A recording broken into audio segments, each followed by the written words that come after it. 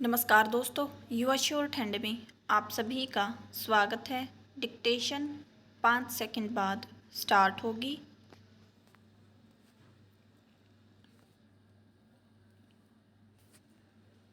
So be ready, start. आदरणीय सदस्यगण, अगर आपसे पूछा जाए कि आज आपकी सबसे कीमती चीज़ क्या है तो आप क्या कहेंगे? Question mark. आप अपने परिवार, अपने घर, अपनी ज़मीन का नाम लेंगे, विराम। जाहिर है कि ये सारी चीज़ें आपको प्यारी हैं, किंतु आपके पास इनसे भी कीमती एक चीज़ और है, और वह है आपकी आज़ादी, विराम। और भी बहुत सी चीज़ें हैं जो हमारे जीवन को सुखी और सुविधाजनक बनाती हैं, विराम। लेकिन जो आदमी आज़ाद नहीं, उसकी कोई इज्जत नहीं, विराम। आज हम आज़ाद हैं और हम भारतवासियों के लिए अपनी आज़ादी पर खुश होने का खास कारण है, विराम। लगभग 200 वर्ष हुए हमारे आज़ादी विदेशियों ने छीन ली थी, विराम। उसे फिर से पाने के लिए हमें एक बहुत लंबी और कठिन लड़ाई लड़नी पड़ी, विराम। पहला, आखिरकार 15 अगस्त 1947 को आज़ादी का सुनहरा दिन आया, विराम।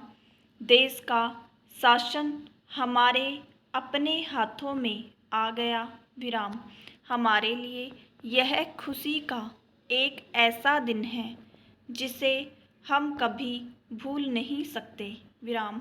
हर साल इसे हम अपने स्वतंत्रता दिवस के रूप में मनाते हैं, विराम। जिन दिनों आज़ादी की लड़ाई चल रही थी, उन दिनों से ही हमारे नेता इस बारे में विचार कर रहे थे कि हमारी आज़ादी की शक्ल क्या हो, आज़ादी मिलने के बाद किस तरह की सरकार बनाई जाए और स्वतंत्र भारत की सरकार क्या कुछ करे, विराम। जो बात बिल्कुल साफ थी वह यह कि स्वतंत्र भारत की सरकार जनता की होगी, जनता द्वारा होगी और जनता के लिए होगी, विराम। दूसरी बात यह थी कि यह सरकार देश के सभी लोगों के साथ बराबरी का बर्ताव करेगी, विराम। जाति, धर्म, अक्षेत्र या स्त्री पुरुष का ख्याल करके किसी को खास सुविधा नहीं दी जाएगी। हर एक व्यक्ति को एक आज़ादी होगी कि वह जो भी धर्म चाहे माने और रहन सहन का मनचाहा तरीका अपनाए, विराम। तीसरी बात यह कि सरकार जनता की भलाई के लिए काम करेगी और हमारे बीच से गरीबी और अज्ञान को जल्दी से जल्दी दूर करने का काम अपने हाथों में लेगी, विराम।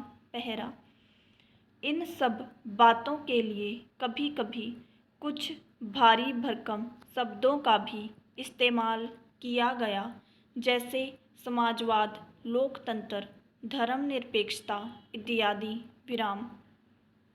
सीधे सादे शब्दों में इनका अर्थ यह है कि सरकार कायम रहे, जनता की उन्नति और खुशहाली के लिए काम करती जाए, विराम।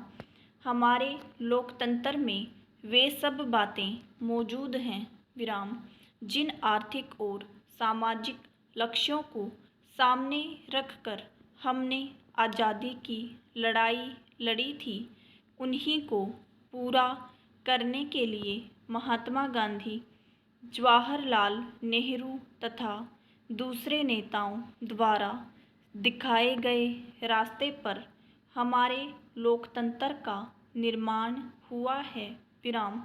हमारे लोकतंत्र का क्या स्वरूप हो, राज्य के विभिन्न अंग किस ढंग से और क्या कार्य करें और राष्ट्रीय नीति के मोटे मोटे सिद्धांत क्या हो, ये सारी बातें ऐसे महत्वपूर्ण दस्तावेज में दी गई हैं जिसे हम भारत का संविधान कहते हैं। विराम। स्वतंत्र होने के बाद देश की जनता के प्रतिनिधियों ने एक संविधान सभा बनाई थी। विराम। हमारे संविधान की यह विशेषता है कि उसमें समय समय पर परिस्थितियों को ध्यान में रखते हुए परिवर्तन किया जा सकता है और अब तक इसमें कई संशोधन भी हो चुके हैं। विराम।